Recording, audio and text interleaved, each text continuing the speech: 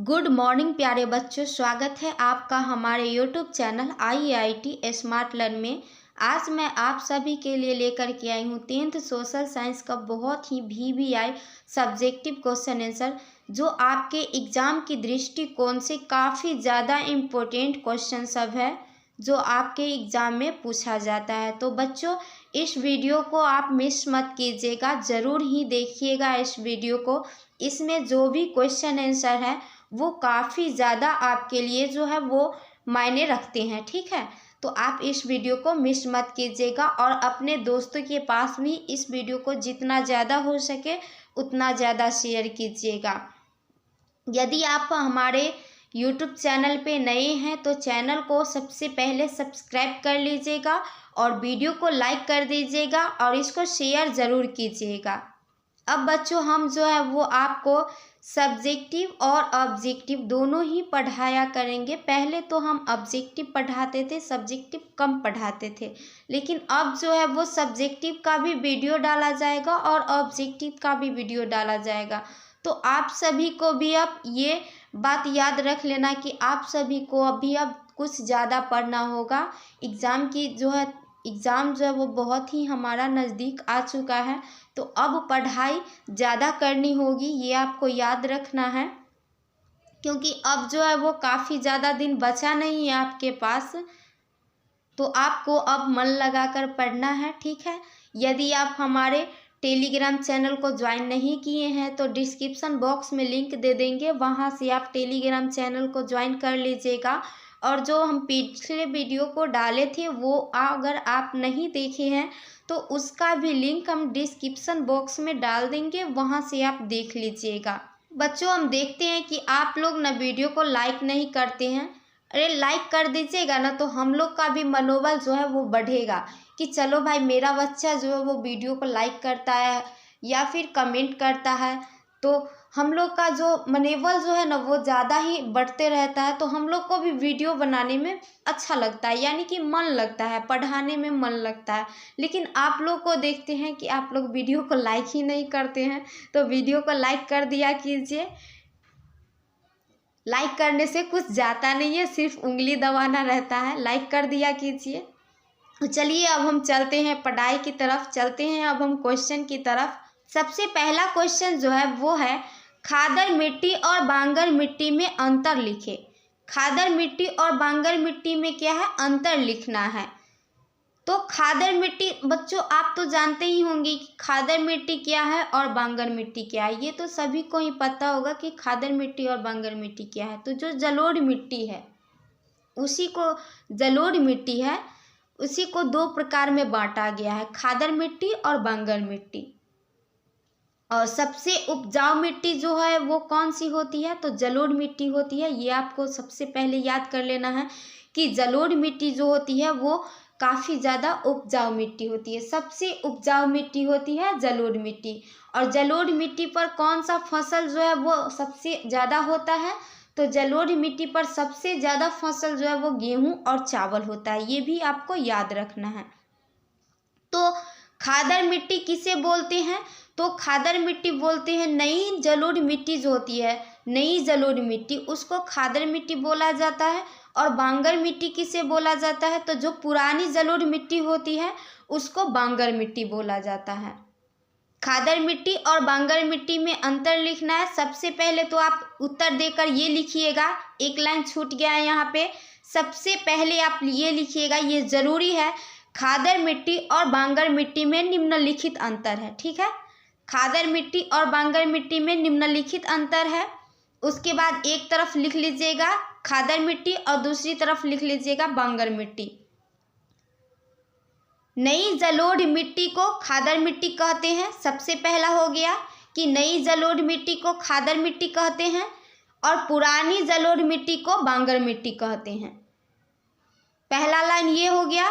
दूसरा लाइन है कि खादर मिट्टी के कण महीन होते हैं, यानी कि जो खादर मिट्टी होते हैं उनके कण जो है वो महीन बारीक होते हैं, बहुत महीन और बारीक होते हैं, ये आपको याद रखना है। और जो बांगर मिट्टी के कण होते हैं वो मोटे होते हैं, यानी कि मिट्टी जो है वो मिट्टी से सट के क्या होता है कि वह बंजर होते जाता है, उसके कण जो है वो मोटे होते जाते हैं।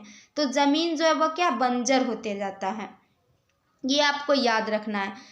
तीसरा है कि यह नदी के समीपवर्ती क्षेत्रों में पाया जाता है, यानी कि जहाँ पे जो यानी कि ये जलोढ़ मिट्टी जो है वो कहाँ पे पाया जाता है, तो जलोढ़ मिट्टी नदी के किनारे पाया जाता है, यानी कि नदी के किनारे का जो मिट्टी होता है वो जलोढ़ मिट्टी होता है।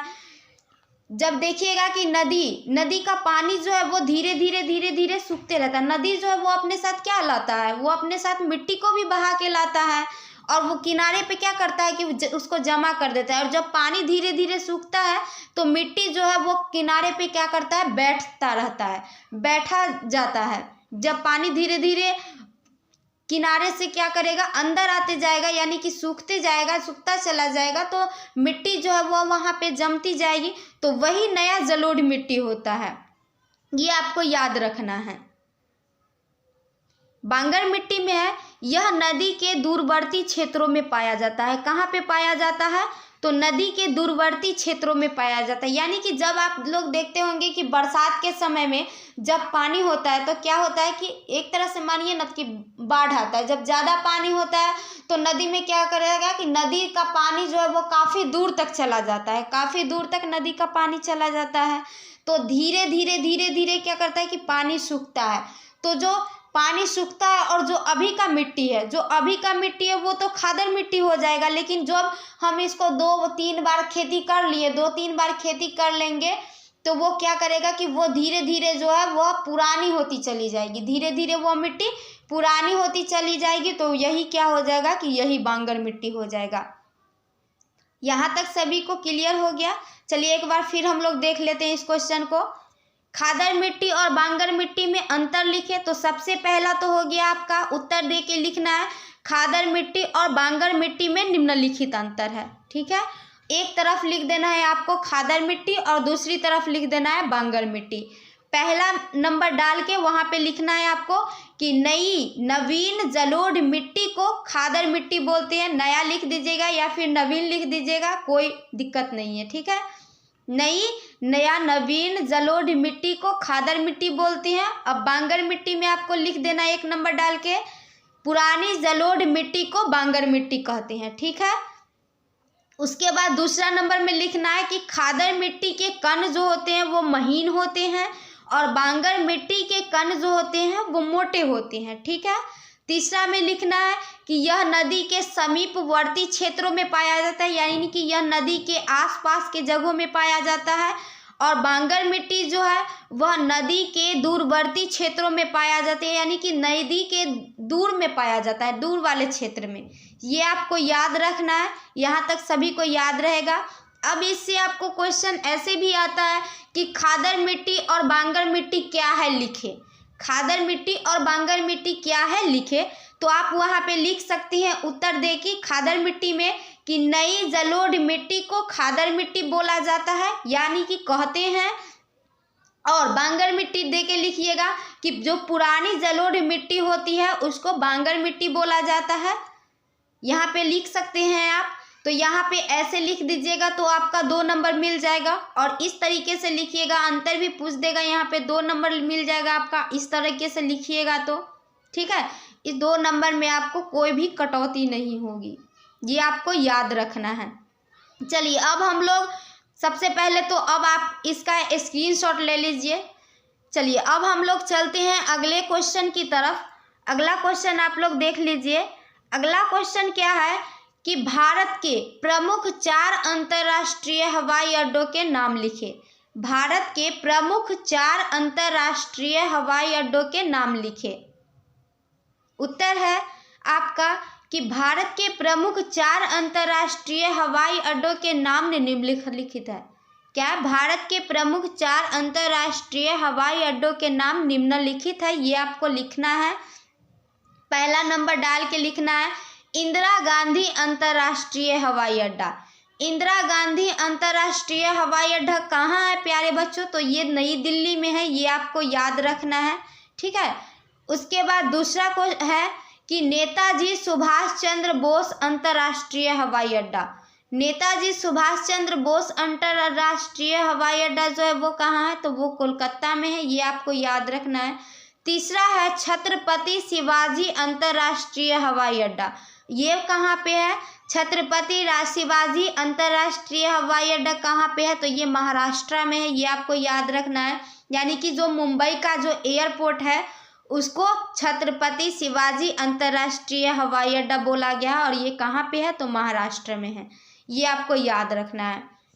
ठीक है, उसके बाद आपको चौथा में है अन्नादुरई अंतर्राष्ट्रीय हवाई अड्डा। अन्नादुरई अंतर्राष्ट्रीय हवाई अड्डा कहाँ है, तो ये चेन्नई में है, ये आपको याद रखना है। और पांचवा, यहाँ पे हम 5 आपको दे दिए हैं, और ये अपना वाला है जो बिहार का है, जयप्रकाश अंतर्राष्ट्रीय हवाई अड्डा, ये कहाँ पे है, तो ये पटना में है। जयप्रकाश अंतर्राष्ट्रीय हवाई अड्डा कहाँ पे है, तो पटना में। देखिए बच्चों, अब इससे भी आपको ये क्वेश्चन पूछता है बोर्ड एग्जाम में कि ये कहाँ, अंतर्राष्ट्रीय हवाई अड्डा का आपको नाम याद कर लेना है। 4 गो बंदरगाह का नाम लिखिए, ये भी आपको याद रख लेना है। 4 गो बंदरगाह का नाम भी आपको याद रखना जरूरी है। ये सारे क्वेश्चन जो है वो बोर्ड एग्जाम में पूछा जाता है। ठीक है, तो ये आपको जान लेना काफ़ी ज़्यादा ज़रूरी है। एक बार फिर से हम लोग देख लेते हैं इस क्वेश्चन को। क्वेश्चन है, भारत के प्रमुख 4 अंतर्राष्ट्रीय हवाई अड्डों के नाम लिखें। उत्तर में है भारत के प्रमुख 4 अंतर्राष्ट्रीय हवाई अड्डों के नाम निम्नलिखित है। पहला में है इंदिरा गांधी अंतर्राष्ट्रीय हवाई अड्डा, तो इंदिरा गांधी अंतर्राष्ट्रीय हवाई अड्डा कहाँ है, नई दिल्ली में है, ये आपको याद रख लेना है। या फिर इसको ऑब्जेक्टिव में भी पूछता है कि इंदिरा गांधी अंतर्राष्ट्रीय हवाई अड्डा कहाँ पे है, तो नई दिल्ली में है, आपको याद रख लेना है। नेताजी सुभाष चंद्र यानी कि सुभाष चंद्र बोस अंतर्राष्ट्रीय हवाई अड्डा जो है वो कहाँ पे है, तो कोलकाता में है। छत्रपति शिवाजी अंतर्राष्ट्रीय हवाई अड्डा जो है वो कहाँ पे है, तो महाराष्ट्र में है, ये आपको याद रख लेना है। ये क्वेश्चन सब ऑब्जेक्टिव में भी आता है, ये आपको ऑब्जेक्टिव में भी काम आ जाएगा, ये आप याद रख लीजिएगा, कर लीजिएगा। हो सकता है कि इसको ऑब्जेक्टिव में दे दे, सब्जेक्टिव में ना दे, कि ऑब्जेक्टिव में दे दे। चौथा है आपका अन्नादुरई अंतर्राष्ट्रीय हवाई अड्डा, तो अन्नादुरई अंतर्राष्ट्रीय हवाई अड्डा जो है वो कहाँ पे है, तो वह चेन्नई में है। 5वां में है जयप्रकाश अंतर्राष्ट्रीय हवाई अड्डा, ये कहाँ पे है, तो ये पटना में है। यहाँ पे 4 ही बताया, मतलब कि क्वेश्चन में 4 था, लेकिन हम यहाँ पे 5 दे दिए हैं। इसको भी एक आप लोग एक्स्ट्रा याद कर लीजिएगा, क्योंकि अगर इसमें से कोई नहीं आपको याद रहा तो कम से कम ये लिख लीजिएगा। ठीक है, अपने देश का जो है हवाई अड्डा वो आपको जरूर याद रहेगा, अपने जो बिहार का है। चलिए, अब हमारा अगला सवाल है, आप सबसे पहले इसका स्क्रीनशॉट ले लीजिए। ठीक है, चलिए अब हमारा अगला सवाल है प्राथमिक क्षेत्र, द्वितीय क्षेत्र और तृतीय क्षेत्र क्या है। प्राथमिक क्षेत्र, द्वितीय क्षेत्र और तृतीय क्षेत्र क्या है, तो इससे क्वेश्चन आता है, आपको बोर्ड एग्जाम में पूछा जाता है कि प्राथमिक क्षेत्र क्या है, द्वितीय क्षेत्र क्या है, तृतीय क्षेत्र क्या है। ये सभी क्वेश्चन जो है वो पूछा जाता है बोर्ड एग्जाम में। तो प्राथमिक क्षेत्र में हम सभी जानते हैं कि प्राथमिक क्षेत्र में जो है वो कृषि आता है, मुर्गी पालन आता है, पशुपालन आता है, मछली पालन आता है, खनन आता है। ये अब हम कौन से क्षेत्र में आता है, प्राथमिक क्षेत्र में आता है। और द्वितीय क्षेत्र में औद्योगिक आता है आपका, जैसे कल कारखाना हो गया। तृतीय क्षेत्र में क्या आता है कि तृतीय क्षेत्र में आता है आपका परिवहन आ जाता है, बैंकिंग आ जाता है, व्यापार आ जाता है, उसके बाद जितने भी नौकरी होती हैं वो आ जाता है। तो ये सब तृतीय क्षेत्र में आ जाते हैं। तो चलिए देखते हैं क्या है प्राथमिक क्षेत्र क्या है।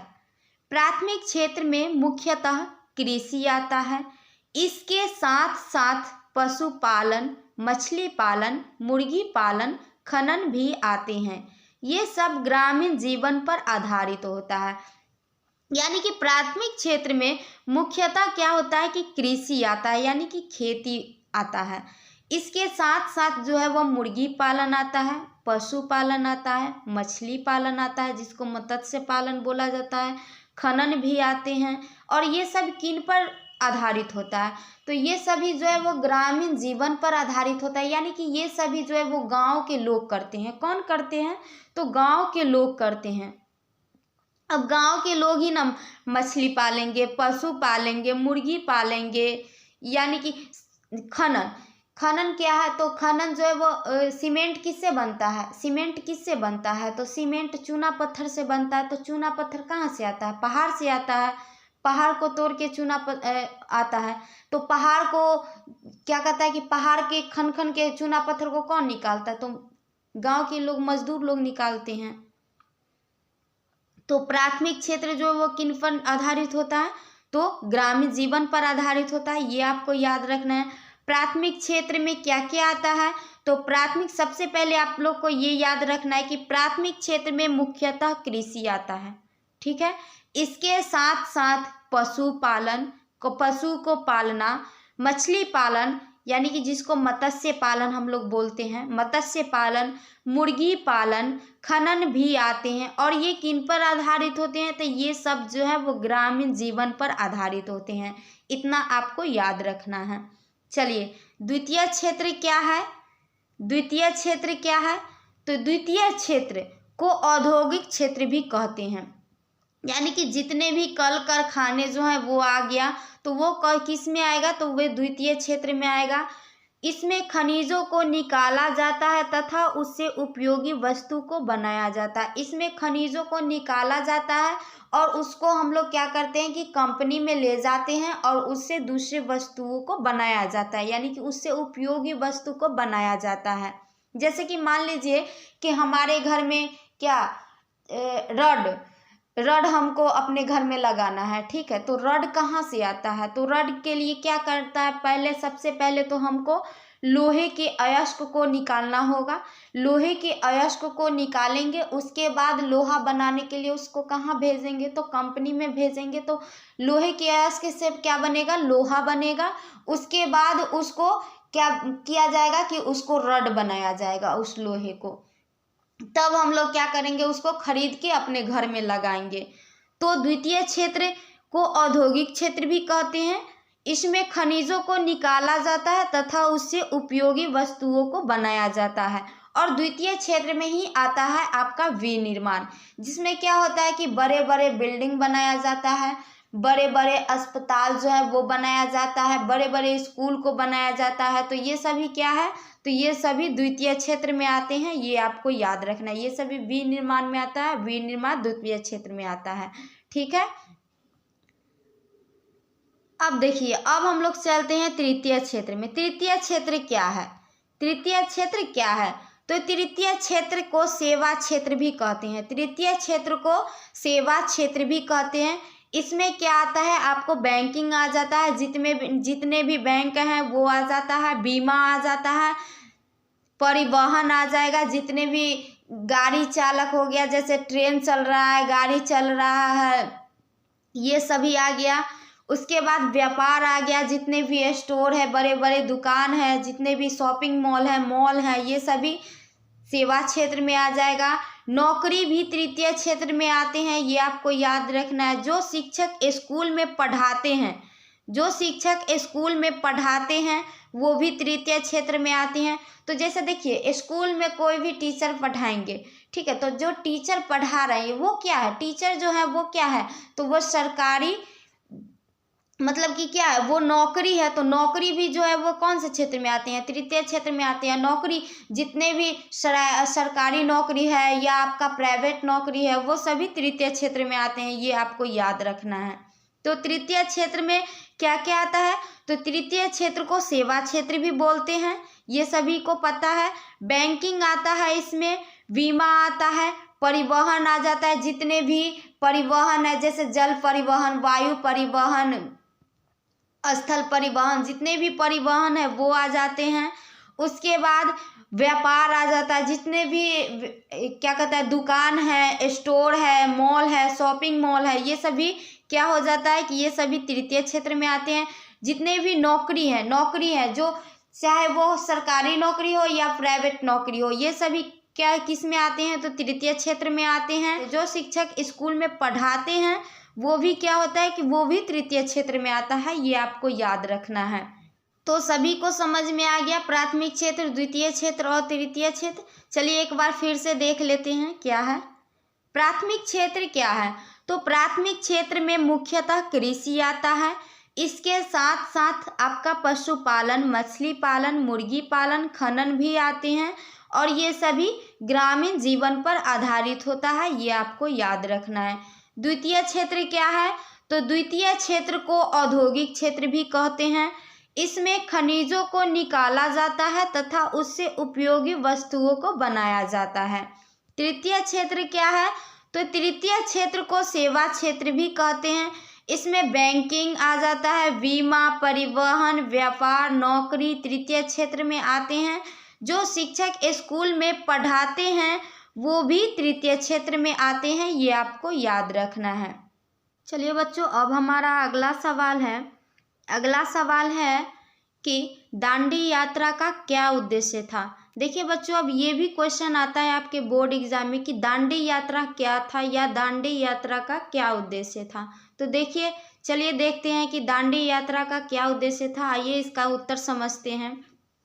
सबसे पहले है कि दांडी यात्रा का उद्देश्य समुद्र तट पर पहुंचकर समुद्र के पानी से नमक बनाकर नमक कानून का उल्लंघन कर सरकार को बताना था कि नमक पर कर बढ़ाना अनुचित फैसला है। कर क्या हो जाए, यानी कि जो टैक्स है वो बढ़ाना अनुचित फैसला है। साथ ही यह सरकार के खिलाफ सविनय अवज्ञा आंदोलन के शुरुआत का भी संकेत देना था। यानी कि जब अंग्रेजों का सरकार था, जब बच्चों पहले अंग्रेजों का सरकार था, तब वह क्या किया था कि नमक पे जो है ना, जो लोग नमक बनाते थे या फिर बेचते थे उन पर क्या किया कि टैक्स ज़्यादा बढ़ा दिया। अब जैसे मान के चलिए कि यहाँ पे नमक बनाने में 10 रुपये का खर्च लगता है, ठीक है, 10 रुपये का खर्च लगता है और 9.5 रुपया हम खर्च क्या करते हैं, टैक्स दे रहे हैं। 9.5 रुपया हम टैक्स दे रहे हैं, तो हमको 50 पैसा में हमको क्या बचेगा, 50 पैसा में तो कुछ भी नहीं बचेगा बेचने वाले को या फिर बनाने वाले को।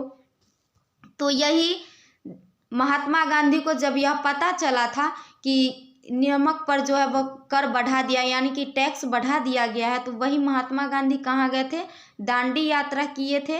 और दांडी जो है वह कहाँ था, जब नमक कहाँ बनता है तो गुजरात में बनता है, तो दांडी कहाँ था, तो गुजरात में था, ये आपको याद रखें। तो महात्मा गांधी क्या किए थे कि दांडी यात्रा का उद्देश्य समुद्र यानी कि समुद्र तट पर पहुंचकर क्या किए थे, समुद्र के पानी से नमक बनाकर नमक कानून का क्या किए थे, उल्लंघन किए थे। नमक कानून को नमक बनाए थे और सरकार को ये बताए थे कि जो आप टैक्स बढ़ा दिए हैं नमक पर, वो आपका जो है वो अनुचित फैसला है, इसे आप वापस ले लीजिए, ठीक है, इसे आप वापस ले लीजिए। और साथ ही यह सरकार के खिलाफ सविनय अवज्ञा आंदोलन के शुरुआत का संकेत भी देना था। और सविनय अवज्ञा आंदोलन की शुरुआत, ये भी क्वेश्चन आता है बोर्ड एग्जाम में कि सविनय अवज्ञा आंदोलन के शुरुआत कहाँ से हुआ था, तो दांडी से हुआ था। दांडी कहाँ है, तो गुजरात में है। जब महात्मा गांधी नमक कानून को तोड़े थे, जब नमक कानून का उल्लंघन किए थे, उसी नमक बनाया गया था, नमक पर टैक्स जो है वो बढ़ाया गया था, तो उसी के टैक्स को मतलब कि क्या करता है, कम करवाने के लिए महात्मा गांधी कहाँ गए थे, तो दांडी गए थे और दांडी में ही नमक बनाकर वह ब्रिटिश सरकार का उल्लंघन किए थे, यानी कि नमक कानून का उल्लंघन किए थे। और यहीं से क्या हुआ था कि यहीं से सविनय अवज्ञा आंदोलन का शुरुआत भी हुआ था, ये आपको याद रखना है। बोर्ड एग्जाम में आता है कि सविनय अवज्ञा आंदोलन का शुरुआत कहाँ से हुआ था, तो दांडी यात्रा से हुआ था, ये आपको याद रखना है। और हाँ, एक बात बच्चों, दांडी यात्रा कब तक चला था, दांडी यात्रा कब तक चला था और कौन किए थे, तो दांडी यात्रा महात्मा गांधी किए थे, महात्मा गांधी ही दांडी यात्रा शुरू किए थे। और यह कब तक चला था, तो यह 12 मार्च 1930 से 6 अप्रैल 1930 तक चला था। ये भी क्वेश्चन आ जाता है बोर्ड एग्जाम में ऑब्जेक्टिव में कि जो दांडी यात्रा था यह कब तक चला था, तो यह 12 मार्च से क्या हुआ था, शुरू हुआ था और 6 अप्रैल तक चला था, ये आपको याद रखना है, ठीक है। तो दांडी यात्रा का उद्देश्य क्या था? दांडी यात्रा का उद्देश्य समुद्र तट पर पहुंचकर समुद्र के पानी से नमक बनाकर नमक कानून का उल्लंघन कर सरकार को बताना था कि नमक पर कर यानी कि जो टैक्स आप बढ़ाए हैं वह अनुचित फैसला है, गलत फैसला है, उसको आप वापस ले लीजिए। साथ ही यह सरकार के खिलाफ सविनय अवज्ञा आंदोलन के शुरुआत का संकेत भी देना था। चलिए अब हमारा अगला सवाल है आपका कि औद्योगिकरण से आप क्या समझते हैं? औद्योगिकरण क्या है? तो सबसे पहले औद्योगिकरण जो है वो कहाँ से शुरू हुआ था? तो सबसे पहले औद्योगिकरण जो है वह इंग्लैंड से शुरू हुआ था। और कौन से उद्योग से हुआ था? तो सूती वस्त्र के उद्योग से शुरू हुआ था। ठीक है, पहले के लोग क्या करते थे कि पहले जो थे लोग अपने खुद से अपने हाथ से कपड़ा को बुनते थे। तो क्या करते थे कि 12 घंटा में जो है वो 5 मीटर कपड़ा ही बुन पाते थे। अपने हाथ से कपड़ा बुनते थे तो 12 घंटा में 5 मीटर ही कपड़ा बुनते थे। लेकिन उसके बाद क्या हुआ कि उसके बाद जो है वो ऑटोमेटिक मशीन आया। तो वो ऑटोमेटिक मशीन जो बिजली से चलता था, तो वो मशीन किया कि जो 5 मीटर कपड़ा जो 12 घंटा में बुना जाता था उसको 8 घंटा में 50,000 मीटर कपड़ा को क्या किया? बुनने लगा। 50,000 मीटर कपड़ा को बुनने लगा। तो यहाँ पे क्या हुआ कि उत्पादन अधिक होने लगा। पहले लोग जब खुद कपड़ा बुनते थे तो कम कपड़ा बुनाता था, लेकिन जब मशीनों के द्वारा कपड़ा बुनना गया तो क्या हुआ कि अधिक उत्पादन हुआ, अधिक उत्पादन बढ़ने लगा। यानी कि पहले के लोग जो थे वो क्या करते थे? पहले के लोग थे जो हल से खेत को जोतते थे हल से, और हल से जोतने में उनको एक खेत जोतने में 3 से 4 घंटा लगता था। 3 से 4 घंटा तो लग ही जाता था। लेकिन अब क्या हुआ कि अब ट्रैक्टर हो गया, यानी कि अब ट्रैक्टर हो गया है, और जो ट्रैक्टर है वो 20 मिनट में आपको खेत जोत कर चला जाता है। 20 मिनट में खेत जोत के आराम से अपना रख देता है। तो यही है कि जो औद्योगिकरण क्या है, जो यानी कि इन आदमी जो है वो खुद से काम ना करके क्या किया कि मशीनों से काम करवाने लगा। खुद से काम ना करके मशीनों से काम करवाने लगा। यही क्या हुआ कि यही औद्योगिकरण हुआ। जब औद्योगिकरण आया तो इंसान खुद से ना काम करके मशीनों से काम करवाने लगा। यानी कि जो पहले जो कम उत्पादन होता था, जो 5 मीटर जहाँ पे कपड़ा बुना जाता था 12 घंटा में, वहाँ पे अब क्या कहता है कि 8 घंटा में आपको 50,000 मीटर आपको कपड़ा बुनाने लगा। ठीक है, तो ये आपको याद रखना है। चलिए अब देखते हैं, पढ़ते हैं तो आपको समझ में आ जाएगा क्या है औद्योगिकरण से आप क्या समझते हैं। तो उत्तर है आपका कि औद्योगिकरण ऐसी प्रक्रिया है जिसमें वस्तुओं का उत्पादन मानव द्वारा न होकर मशीनों के द्वारा होता है। हम आपको बताए थे कि जो औद्योगिकरण है उसमें वस्तुओं, जैसे मान लीजिए कि मानव जो था वह एक मानव क्या करता था कि एक मानव जो था वह 12 घंटा में 5 मीटर जो है वह कपड़ा बुनता था। लेकिन यही जब मशीन आया तो मशीन क्या किया कि मशीन जो है वह 8 घंटा में 5,000 मीटर कपड़ा बुनने लगा। तो इसका उत्पादन जो है वह क्या हो गया? बहुत अधिक होने लगा। इसमें वस्तुओं का उत्पादन बृहद पैमाने पर होता है। इसमें वस्तुओं का उत्पादन जो है वह बहुत ज़्यादा होने लगा, यानी कि बृहद यानी कि बहुत ज़्यादा पैमाने पर होने लगा, जिसके खपत के लिए, जिसको बेचने के लिए क्या कहता है? बेचने के लिए। अब जैसे देखिए मनुष्य जो था वह, एक मनुष्य जो था वह 5 मीटर कपड़ा बुनता था 8 घंटा 12 घंटा में। लेकिन यही जब मशीन आया तो 5,000 मीटर कपड़ा को बुनने लगा, वो भी शानदार तरीके से, बिल्कुल ही अच्छा तरीके से। तो जो कपड़ा बुनाने लगा, अब ज़्यादा कपड़ा का उत्पादन होने लगा, यानी कि बुनाने का। तो इसके लिए अब हमको क्या करना पड़ेगा कि कपड़ा को बेचना भी पड़ेगा उसको, यानी कि ज़्यादा सामान हो गया तो अब हम उसको बेचना भी पड़ा। तो इसके लिए क्या हुआ कि बाजार की आवश्यकता पड़ी, बड़े बाजार की आवश्यकता पड़ी। जब ज़्यादा कपड़ा होगा तो उसको बेचने के लिए हमको कोई दुकान तो चाहिए ना, कोई दुकान चाहिए या फिर कहीं पे बाजार चाहिए, या फिर हम गाँव में जाके घूम के बेचेंगे। ठीक है, तो बड़े बाजार की आवश्यकता पड़ती है। और लोगों क्या करे कि लोग अपना कपड़ा बेचने भी लगे और जो लोग को खरीदना था वो खरीदने भी लगे। और औद्योगिकरण में नए नए मशीन का आविष्कार होता है। औद्योगिकरण में क्या होता है कि नए नए मशीन का आविष्कार होता है। अब जैसे देखिए कि पहले लोग क्या करते थे कि आपको बोला जाएगा, एक आदमी को बोल दिया जाएगा कि आप खेत कोड़िए, ठीक है, खेत कोड़िए, और बोला जाएगा एक आदमी को कि आप ट्रैक्टर से खेत जोतिए। तो कौन मतलब कि ज़्यादा काम करेगा? तो ज़्यादा काम कौन करेगा, मतलब कि कम समय में ज़्यादा काम कौन कर देगा? तो ट्रैक्टर कर देगा, क्योंकि वह तुरंत ही जोत के ख़त्म कर देगा खेत को। और यहाँ जो एक मनुष्य को जिसको कुदाली से खेत कोड़ने के लिए बोला गया, वो क्या करेगा कि उसको काफ़ी ज़्यादा टाइम लग जाएगा, बहुत ज़्यादा ही टाइम लग जाएगा उसको। तो यही औद्योगिकरण में क्या हुआ कि नए नए मशीन का आविष्कार होता है, यानी कि औद्योगिकरण जो है वो कभी रुकता नहीं है। आज ये मशीन आया तो कल उससे और ज़्यादा अच्छा मशीन आएगा, परसों उससे और ज़्यादा अच्छा मशीन आएगा। नए तकनीक का विकास जो है वो होता ही है और होते ही रहेगा, नए तकनीक का विकास। जैसे कि मान लीजिए कि पहले जो था, पहले के लोग जो क्या करते थे कि पहले कुछ नहीं था तो लोग खेत कोड़ने के लिए कुदाल से खेत कोड़ते थे। लेकिन अभी क्या हो गया, उसके बाद हल आया, तो हल आया तो उनको और कम समय लगने लगा। उसके बाद हल भी जो है वो ख़त्म हो गया। उसके बाद अब ट्रैक्टर आ गया, तो ट्रैक्टर आ गया तो ट्रैक्टर तुरंत जोत देता है खेत को और चला जाता है।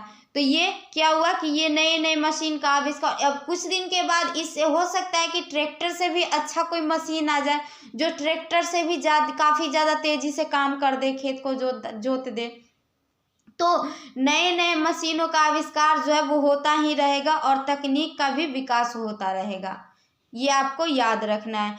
जैसे पहले जो है वो धान क्या करता था, धान काटने के लिए जो है वो मजदूर की आवश्यकता पड़ती थी। लेकिन अभी आप लोग सुनते होंगे कि अब धान काटने वाला मशीन आ गया, तुरंत जो है वो धान काट देता है।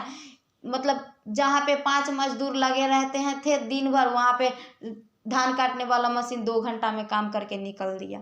तो औद्योगिकरण क्या है? तो औद्योगिकरण ऐसी प्रक्रिया है जिसमें वस्तुओं का उत्पादन मानव द्वारा न होकर मशीनों के द्वारा होता है। इसमें वस्तुओं का उत्पादन बृहद पैमाने पर होता है, यानी कि काफ़ी ज़्यादा जो है उत्पादन होता है जब मशीन उत्पादन करेंगे तो, जिसके खपत के लिए क्या हुआ कि बड़े बाजार की आवश्यकता पड़ती है। औद्योगिकरण में नए नए मशीन का आविष्कार होता है और नए तकनीक का भी विकास होता है, ये आपको याद रखना है। चलिए अब बच्चों देखते हैं हम लोग, हमारा अगला सवाल क्या है। अगला सवाल है आपका कि भूकंप और सुनामी में कोई 3 अंतर स्पष्ट कीजिए। भूकंप और सुनामी में कोई 3 अंतर स्पष्ट करना है, यानी कि भूकंप और सुनामी क्या है। तो भूकंप जो है वो कहाँ पे आता है? तो भूकंप जो है वो भूमि पे आता है। आपको ये याद रखना है कि भूकंप स्थल पे आता है, और जो सुनामी होता है ना वो कहाँ पे आता है? सुनामी जो है वो महासागर में आता है। तो भूकंप क्या होता है कि भूकंप जमीन पे आता है। भूकंप क्या करता है? जमीन पे आता है। इसमें क्या होता है कि धरती डोलता है। लेकिन जो सुनामी होता है ना वो क्या होता है कि सुनामी जो होता है वो समुद्र में आता है। यानी कि जब समुद्र के तल में भूकंप होता है, जब समुद्र के तल में भूकंप आता है तो क्या होता है कि उसकी समुद्री जो लहर होती है, सुनामी क्या है? तो समुद्री लहर है। उसकी समुद्री लहर जो होती है, समुद्री लहर, वो क्या करता है कि काफ़ी ज़्यादा तेज़ी से किनारे तक जाएगा और काफ़ी ज़्यादा तेज़ी से किनारे से वापस भी आएगा। जब समुद्र के तली में भूकंप आएगा तो समुद्र की, महासागर की जो लहरें समुद्री जो लहरें हैं वो काफ़ी ज़्यादा तेज़ी से जाएगी और काफ़ी ज़्यादा तेज़ी से फिर वापस आएगी। तो जो आसपास में जो थोड़ा सा किनारे से जो थोड़ा सा ज़्यादा घर दूर होगा, वो सब ज़्यादा लहर आएगा तो क्या होगा कि वो सब घर जो है वो डुबाते और फिर पीछे मतलब कि वो अपना फिर समुद्र में चला जाएगा। मतलब कि सबको लेते जाता है, घर को पूरे लेते जाता है। ठीक है, ये आपको याद रखना है। तो सुनामी क्या है? तो सुनामी जो है वह कहाँ पे आता है? तो यह समुद्र में आता है। और ये क्या है? तो ये एक समुद्री, मान के चलिए ना, यह सुनामी जो है ना वह समुद्री लहर है। क्या है? समुद्री लहर है। ठीक है, जब महासागर के तली में भूकंप आता है ना तो अब सुनामी आता है। तो भूकंप और सुनामी में कोई 3 अंतर स्पष्ट करना है। ये बोर्ड एग्जाम में आता है, ये काफ़ी ज़्यादा इम्पोर्टेंट क्वेश्चन है, आपको ये याद रखना है। सबसे पहले आपको उत्तर लिख देना है और लिखना है यहाँ पे कि भूकंप और सुनामी में 3 अंतर जो है वो निम्नलिखित हैं।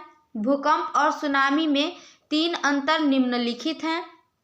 ठीक है, एक तरफ आपको लिख देना है भूकंप और दूसरी तरफ आपको लिख देना है सुनामी। सबसे पहला है कि भूकंपीय कंपन का केंद्र जब स्थल खंड पर होता है तो उसे भूकंप कहते हैं। भूकंप क्या है, यानी कि जब भूकंपीय कंपन का केंद्र जब स्थल खंड पर होता है तो उसे भूकंप कहते हैं। यानी कि जैसे ये क्या है, जमीन है, ठीक है, और इसका ये केंद्र है, भूकंप केंद्र है। तो जब जमीन पर जब भूकंप आएगा तो क्या होगा कि जमीन डोलेगा, तो धरती डोलेगा। तो धरती डोलने को ही क्या कहते हैं हम लोग, भूकंप कहते हैं। हम लोग इसको जो ये जो है, ये धरती से जो नीचे जो आया ये क्या हो गया, तो ये भूकंप केंद्र हो गया, ये आपको याद रखना है। तो भूकंपीय कंपन का केंद्र जब स्थल खंड पर यानी कि जब जमीन पर आता है, जब जमीन पर होता है तो वो क्या करती है कि धरती डोलने लगती है और उसको भूकंप कहते हैं। ये भी क्वेश्चन एग्जाम में आपसे पूछ देगा कि भूकंप किसे कहते हैं। तो भूकंपीय कंपन का केंद्र जब स्थल खंड पर होता है यानी कि जमीन पर होता है, इसे आप बोल सकते हैं कि भूकंपीय कंपन का केंद्र जब जमीन पर होता है तो उसे भूकंप कहते हैं। और सुनामी किसे कहते हैं, सुनामी क्या है, तो भूकंपीय कंपन का केंद्र, भूकंपीय कंपन का केंद्र जब महासागर के तली में होता है, यानी कि जब महासागर के तली में जमीन के अंदर होता है तो उसे क्या कहते हैं, सुनामी कहते हैं। जब जमीन के तली में भूकंप आएगा तो क्या होगा कि समुद्री लहर जो है वो तेजी से किनारे से जाएगा और बहुत ही तेजी से किनारे से वापस आएगा, तो वह क्या हो गया, तो यह सुनामी हो गया। तो अगर यदि आपसे पूछ दिया जाए एग्जाम में कि भूकंप सुनामी क्या है, लिखें, भूकंप क्या है और सुनामी क्या है लिखें, तो आप लिख सकते हैं वहाँ पे कि भूकंपीय कंपन का केंद्र जब भूमि पर स्थल खंड पर होता है तो उसे भूकंप कहते हैं। सुनामी क्या है, तो भूकंपीय कंपन का केंद्र जब भूकंपीय कंपन का केंद्र महासागर के तली में होता है तो उसे सुनामी कहते हैं। ठीक है, चलिए आगे है, अगला है कि भूकंप का संबंध स्थल से होता है, यानी कि भूकंप का संबंध जो होता है वह जमीन से होता है, लेकिन जो सुनामी का संबंध होता है वह जल से होता है। किससे होता है, सुनामी का संबंध तो जल से होता है। तीसरा है भूकंप का प्रभाव कहीं भी होता है, यानी कि भूकंप का प्रभाव जो है वो कहीं भी हो जाएगा, नेपाल में भी हो जाएगा, बिहार में भी हो जाएगा, दिल्ली में भी हो जाएगा, ठीक है, मुंबई में भी हो जाएगा। लेकिन सुनामी का प्रभाव जो है वह हमेशा कहाँ पे होता है, तो किनारों पर ही पड़ता है। यानी कि जो समुद्र के किनारे में जो भी मतलब कि घर है, जैसे घर है, बिल्डिंग है, जो भी कुछ है, जब सुनामी आएगा तो क्या करेगा, सुनामी आएगा तो वो सब चीज़ को तहस नहस करके चला जाएगा अपना समुद्र में, महासागर में।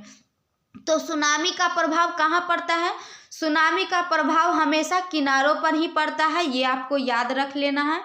चलिए और एक बात कि भूकंप जो है अधिक विनाशकारी होता है। ये हम अपने से मतलब कि ये लाइन बढ़ा दिए, यहाँ पे तो 3 ही अंतर स्पष्ट करना था, लेकिन हम ये 4 लाइन आपको बता दिए हैं, क्योंकि आपको अगर याद ना रहे तो ये भी आप लिख सकते हैं। ठीक है, भूकंप अधिक विनाशकारी होता है, भूकंप जो है वो अधिक काफ़ी ज़्यादा जो है वो सबसे ज़्यादा विनाशकारी होता है। ऑब्जेक्टिव क्वेश्चन में आता है कि सबसे ज़्यादा विनाशकारी आपदा जो है वो कौन सी है, सबसे ज़्यादा विनाशकारी आपदा कौन सी है, तो ये आपको याद रख लेना है कि भूकंप है।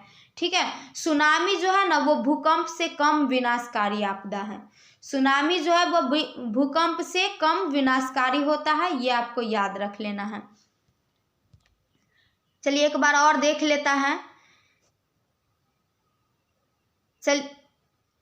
चलिए एक बार और देख लेते हैं।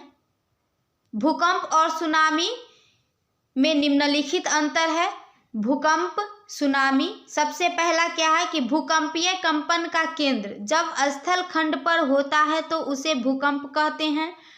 भूकंपीय कंपन का केंद्र जब महासागर के तली में होता है तो उसे सुनामी कहते हैं। यहाँ पे आपको भूकंप और सुनामी का अगर यदि क्या किसे कहते हैं भूकंप और किसे कहते हैं सुनामी यदि पूछा जाए तो ये बोल सकते हैं, आप यहाँ पे लिख सकते हैं। ठीक है, दूसरा नंबर में आप लिख सकते हैं कि भूकंप का संबंध जो है स्थल से होता है और सुनामी का संबंध जल से होता है। तीसरा में आप लिख सकते हैं भूकंप का प्रभाव कहीं भी होता है लेकिन सुनामी का प्रभाव जो है हमेशा किनारों पर ही होता है। चौथा में आप लिख सकते हैं कि भूकंप अधिक विनाशकारी होता है, सुनामी जो है वह भूकंप से कम विनाशकारी होता है। चलिए अब हमारा अगला सवाल है वंशवाद से आप क्या समझते हैं। वंशवाद जो है वह क्या है। तो आप लोग सुनते होंगे कि जो नेताजी होते हैं, जो नेता लोग होते हैं, उनके यदि उनकी मृत्यु हो जाती है, यदि नेताजी मर जाते हैं तो उनके जो सीट जो है वो खाली हो जाता है। तो वो सीट किसको मिल जाता है, उनके बेटे को मिल जाता है या फिर उन्हीं के घर के कोई सदस्य को मिल जाता है। जो विधायक होते हैं तो उनकी जब मृत्यु हो जाएगी तो उनकी जो सीट होगी ना वो उनके बेटे को या फिर उनकी पत्नी को या फिर उन्हीं के घर के किसी और सदस्य को मिल जाएगी। फिर जब वो मर जाएंगे तो फिर उन्हीं के घर के किसी और सदस्य को मिल जाएगी। तो यही क्या होता है कि यही वंशवाद होता है, ये आपको याद रख लेना है। जैसे अभी आप लोग देखते होंगे कि कोई भी टीचर होते हैं, स्कूल के टीचर, यदि उनकी नौकरी हो रहते हुए में यदि उनका रिटायरमेंट नहीं हुए रहता है तो यदि उनका रिटायरमेंट से पहले ही उनकी मृत्यु हो जाती है तो क्या होता है कि उनकी जो नौकरी होती है ना वो उनके बेटे को मिल जाती है। यानी कि जो सरकारी टीचर होते हैं उनकी नौकरी उनके बेटे को मिल जाएगी, उनके ही घर के किसी और सदस्य को मिल जाएगी। तो यही जो है वो वंशवाद होता है। तो आइए देखते हैं क्या होता है वंशवाद। वंशवाद से आप क्या समझते हैं। तो आपका उत्तर में है, चलिए उत्तर समझते हैं।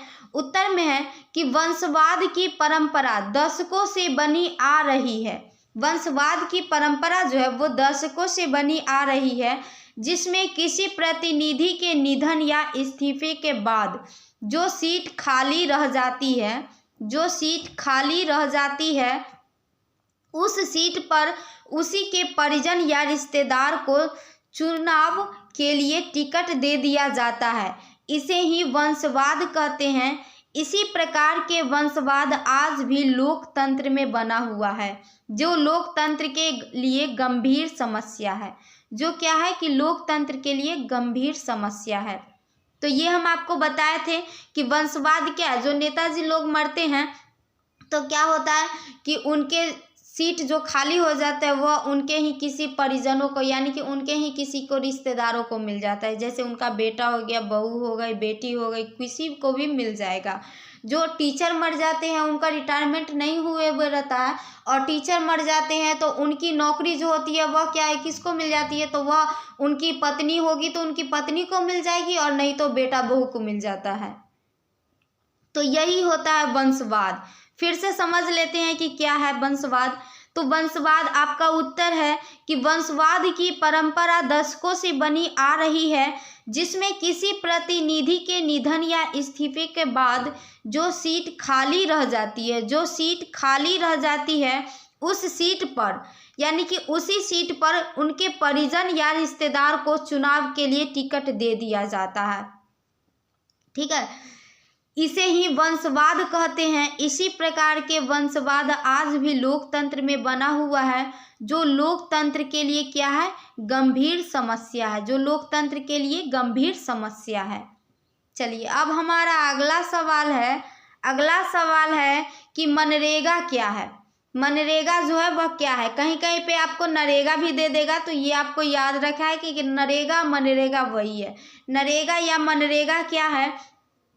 तो मनरेगा जो है, मनरेगा में क्या होता है कि मनरेगा में ग्रामीण मजदूरों को रोजगार दिया जाता है और कितने दिनों के लिए दिया जाता है तो 100 दिनों के लिए रोजगार दिया जाता है ग्रामीण मजदूरों को। मनरेगा क्या है। तो मनरेगा जो है वो ग्रामीण रोजगार देने की एक राष्ट्रीय योजना है। मनरेगा क्या है, ग्रामीण मजदूरों को रोजगार देने की, कौन से मजदूरों को रोजगार दिया जाता है मनरेगा में? तो ग्रामीण मजदूरों को, शहरी मजदूरों को रोजगार नहीं दिया जाता है, ग्रामीण मजदूरों को ही रोजगार मिलता है।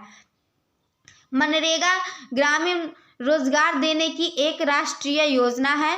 मनरेगा के अंतर्गत, यानी कि मनरेगा के अंतर्गत ग्रामीण मजदूरों को साल में कम से कम 100 दिनों के लिए रोजगार देने की व्यवस्था है। मनरेगा के अंतर्गत मजदूर, ग्रामीण मजदूरों को साल में कम से कम 100 दिनों के लिए क्या किया जाएगा कि काम दे दिया जाएगा, 100 दिनों के लिए उनको काम दिया जाएगा।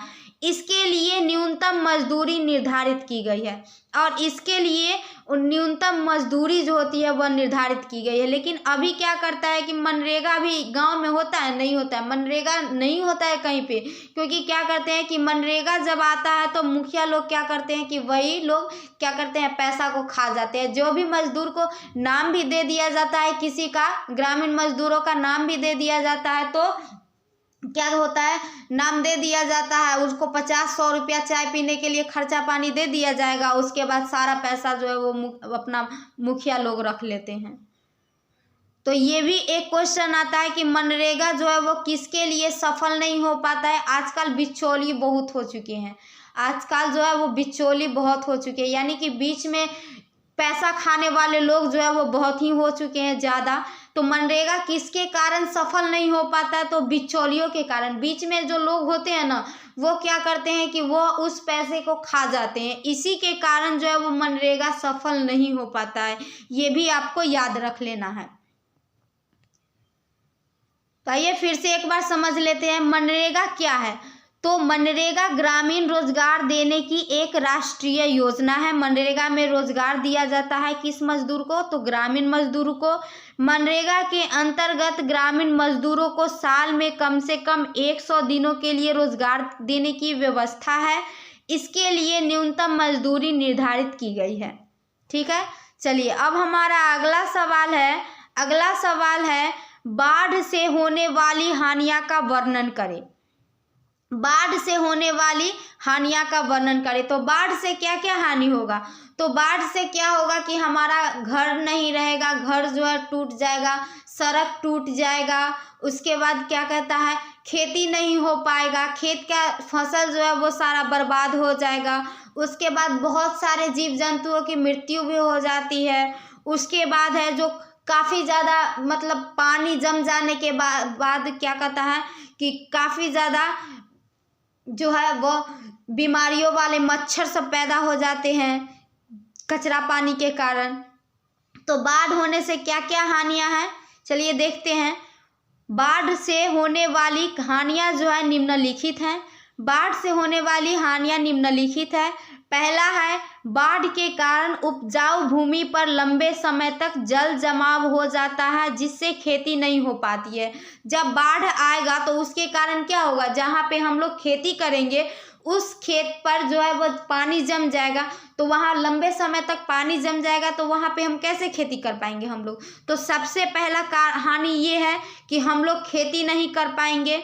बाढ़ के कारण उपजाऊ भूमि पर लंबे समय तक जल जमाव हो जाएगा, जिसके कारण हम लोग क्या, लंबे समय तक पानी जम जाएगा, जिसके कारण हम लोग वहाँ पे खेती नहीं कर पाएंगे।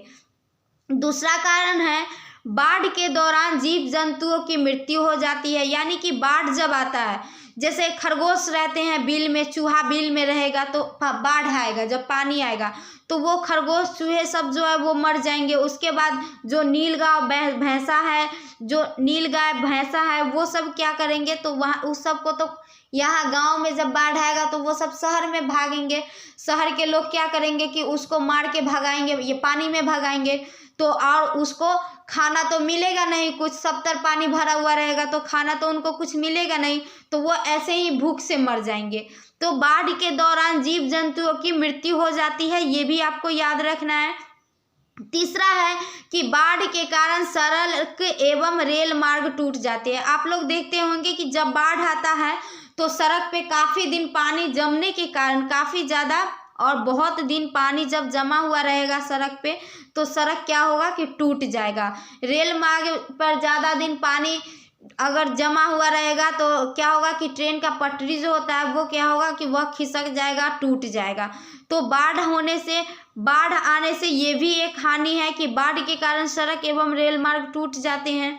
चौथा हानि है, बाढ़ के कारण हानिकारक बीमारियों का प्रकोप बढ़ता है, जैसे मलेरिया, हैजा, चेचक। जब बाढ़ आएगा तो बाढ़ का पानी जब होगा तो वो क्या होगा कि वह सड़ जाएगा पानी। तो जब पानी सड़ जाएगा तो इसी में क्या होगा कि हानिकारक बीमारियों का प्रकोप, यानी कि हानिकारक बीमारी होगा, हानिकारक बीमारी उत्पन्न होगा, जैसे मलेरिया का मच्छर सब उत्पन्न होगा, मलेरिया होगा, हैजा होगा, चेचक होगा, ये सभी बीमारी होगी। तो बाढ़ से होने वाली हानियां क्या क्या है? तो बाढ़ से होने वाली हानियां जो है वह निम्नलिखित है। पहला है, बाढ़ के कारण उपजाऊ भूमि पर लंबे समय तक जल जमाव हो जाता है, जिससे खेती नहीं हो पाती है। दूसरा हानि है, बाढ़ के दौरान जीव जंतुओं की मृत्यु हो जाती है। तीसरा हानि है कि बाढ़ के कारण सड़क एवं रेल मार्ग टूट जाते हैं। चौथा हानि है आपका कि बाढ़ के कारण हानिकारक बीमारियों का प्रकोप बढ़ता है, जैसे मलेरिया, हैजा, चेचक, डेंगू, ये सभी होगा। ये पानी जब सड़ जाएगा तो वहाँ पे क्या होगा कि मलेरिया के मच्छर, डेंगू, हैजा, चेचक, ये सभी होगा, बीमारी सब होगा। ठीक है, चलिए अब हमारा अगला सवाल है और ये लास्ट सवाल है कि वस्तु विनिमय प्रणाली क्या है। वस्तु विनिमय प्रणाली क्या है? तो वस्तु विनिमय में क्या होता है कि हम एक वस्तु से दूसरे वस्तु को क्या करते हैं, खरीद बेच करते हैं। यानी कि एक वस्तु देते हैं तो दूसरे वस्तु को खरीद बेच कर लेते हैं। यानी कि मान लीजिए कि हमारा मोबाइल, यदि हमको किसी और का मोबाइल, आपका मोबाइल हमको पसंद आ जाएगा, ठीक है, और ये हमारा मोबाइल है और आपका मोबाइल हमको पसंद आ गया, तो हम क्या करेंगे कि आपका मोबाइल हम अपने पास रख लेंगे और मेरा जो मोबाइल होगा वो हम आपको दे देंगे। हम अपना फ़ोन आपको दे देंगे और आपका फ़ोन हम ले लेंगे, इससे अदला बदली कर लेंगे। तो इसको इस तरीके से भी कह सकते हैं कि वस्तु विनिमय जो है वह क्या है, तो एक वस्तु को दूसरे वस्तु से खरीदना बेचना जो है वो वस्तु विनिमय कहलाता है। एक वस्तु को दूसरे वस्तु से खरीदना बेचना जो है वह वस्तु विनिमय कहलाता है। आप लोग देखते हैं कि गांव में रहते होंगे, आप लोग देखते होंगे अपने घरों में किसी के यहाँ जो है गेहूं का आटा और किसी के यहाँ मकई का आटा होता है। जैसे ये अक्सर होता है लोगों के साथ कि गेहूं के आटा और मकई का आटा, तो हम लोग क्या करते हैं कि गेहूं के आटा को दे देते हैं और मकई का आटा ले लेते हैं। यदि मकई का रोटी खाना रहे तो गेहूं के आटे को दे देते हैं और मकई का आटा ले लेते हैं। तो यही क्या हुआ, यही वस्तु विनिमय प्रणाली हुआ। तो वस्तु, आइए देखते हैं कि वस्तु विनिमय प्रणाली क्या है। उत्तर समझते हैं। वस्तु विनिमय प्रणाली उस प्रणाली को कहते हैं जिसमें एक वस्तु के बदले में दूसरे वस्तु का आदान प्रदान होता है, उसे ही वस्तु विनिमय प्रणाली कहते हैं। या फिर आप इसको इस तरीके से भी बोल सकते हैं कि वस्तु प्रणाली उस प्रणाली को कहते हैं जिसमें एक वस्तु के बदले दूसरे वस्तु को खरीदा या बेचा जाता है। ठीक है, ये अपनी भाषा में हो गया आपका कि वस्तु विनिमय प्रणाली उस प्रणाली को कहते हैं। या फिर ऐसे भी लिख सकते हैं कि जिसमें एक वस्तु के बदले दूसरे वस्तु को बेचा खरीदा जा सकता है, उसको वस्तु विनिमय प्रणाली कहते हैं। ये भी आप बोल सकते हैं अपने भाषा में। तो ये आपको समझ में आ गया होगा कि वस्तु विनिमय प्रणाली जो है वह क्या है। तो वस्तु विनिमय प्रणाली उस प्रणाली को कहते हैं जिसमें एक वस्तु के बदले दूसरे वस्तु को खरीदते हैं या फिर बेचते हैं, उसे ही वस्तु विनिमय प्रणाली कहते हैं। सभी को समझ में आ गया होगा। उम्मीद करते हैं कि आप सभी को ये वीडियो जो है बहुत ही ज़्यादा अच्छा लगा होगा। बच्चों, यदि आपको ये वीडियो अच्छी लगी है तो वीडियो को लाइक कर दीजिएगा।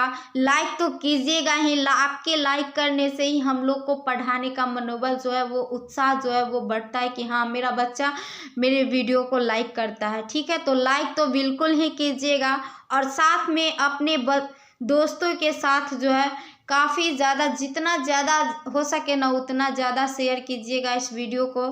यदि आप पिछले वीडियो को नहीं देखे हैं तो डिस्क्रिप्शन बॉक्स में लिंक दे देंगे, वहां से आप सारे पिछले वीडियो को देख लीजिएगा, ठीक है। यदि आप हमारे टेलीग्राम चैनल को ज्वाइन नहीं किए हैं तो डिस्क्रिप्शन बॉक्स में उसका भी लिंक दे देंगे, वहां से आप टेलीग्राम चैनल को ज्वाइन कर लीजिएगा। तो फिर मिलेंगे अगले वीडियो में। ऐसे ही सवाल रहेगा आपका, बहुत ही वीवीआई इम्पोर्टेंट सवाल सब होगा। यूट्यूब चैनल पे जो है वो बहुत ही इम्पोर्टेंट सवाल सब डाला जाएगा, क्वेश्चन सब डाला जाएगा जो 2024 के बोर्ड एग्जाम में आएगा। इसको आपको पढ़ना है, याद करना है, ठीक है। और इस क्वेश्चन सबको आपको मन लगा के ही याद करना है, क्योंकि यदि आप मन से याद नहीं कीजिएगा तो आपको एग्ज़ाम में जो है वो क्वेश्चन याद नहीं रहेगा, ठीक है। तो आप इस क्वेश्चन को मन से याद कीजिएगा। तो फिर मिलते हैं अगले वीडियो में। आज का वीडियो बस इतना ही था, फिर मिलेंगे अगले वीडियो में। तब तक के लिए आप लोग ऐसे ही मन लगा के पढ़िए, वीडियो को लाइक कर दीजिए और चैनल को सब्सक्राइब कर लीजिए और यूं ही हंसते रहिए, मुस्कुराते रहिए और मन लगा के पढ़ते रहिए, ठीक है। फिर मिलेंगे अगले वीडियो में, तब तक के लिए बाय बाय।